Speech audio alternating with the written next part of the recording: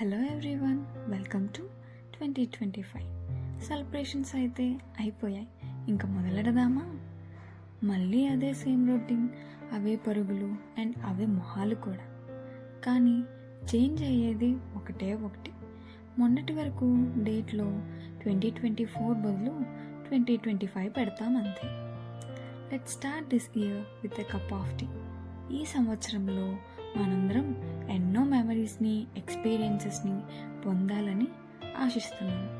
Like a perfect cup of tea. By the way, happy new year!